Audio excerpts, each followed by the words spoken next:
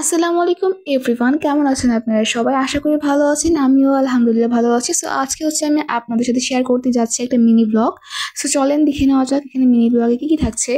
So আমি আজকে সকালে ব্রেকফাস্টে বানিয়েছিলাম দুধ চা, আর সাথে ছিল গিয়ে কেক, জুস আর কিটক্যাট, যেটা আমার অনেক ফেভারিটের চকলেট। রিসেন্ট আর কি, এখন রিসেন্টলি আমার এই চকলেটটা অনেক ভালো লাগে।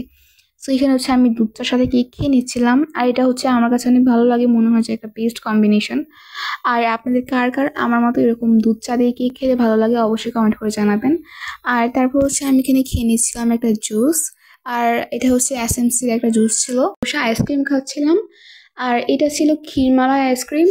বাবা আইসক্রিম নিয়ে এসেছিল, সো এখন বসে বসে আইসক্রিম খাচ্ছিলাম আর টিকটক দেখছিলাম ফোনে। আর আমার কিন্তু এই আইসক্রিমটার উপরে যে বাদাম অ্যান্ড কিশমিশের যে পার্টটা থাকে না, ওইটা আমার অনেক বেশি ভালো লাগে। সো আমি এগুলোকে আগে খাচ্ছিলাম। সো আমার মতন কার কার এই ক্ষীরমালা আইসক্রিমটা খেতে ভালো লাগে অবশ্যই কমেন্ট করে জানাবেন। আর এই আর কি। আর তারপর কি আমার সন্ধ্যার থেকে একটু ক্ষুধা লেগেছিল, সো এর জন্য আমি চলে গেলাম কিচেনে নুডলস রান্না করার জন্য। সো এখানে আমি নুডলস রান্না করছিলাম, আর আমার ব্যাকগ্রাউন্ডে পাখির আওয়াজ আসছিল, কজ লাভবার্ডগুলো অনেক ডাকতেছিল।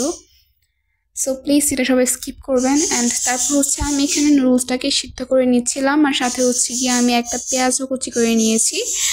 আর দেখতে পাচ্ছেন এটা নুডলসের ফাইনাল লুক। সো এটার রেসিপি আমি আর শেয়ার করলাম না, কজ এটা সবাই পারে, খুব ইজি একটা রেসিপি। আর তারপর আম্মু এখানে খুব বেশি মজা করে নিহারি রান্না করেছিল।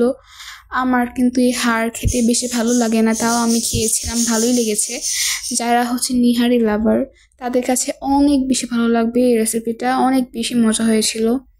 আর দেখতে পাচ্ছেন বাবা গিয়ে নান রুটি এনেছিল, সো আমরা সবাই মিলে এটা খেয়েছিলাম। আমার আজকের ভিডিওটা এতটুকুই। আল্লাহ হাফিজ, আসসালামু আলাইকুম।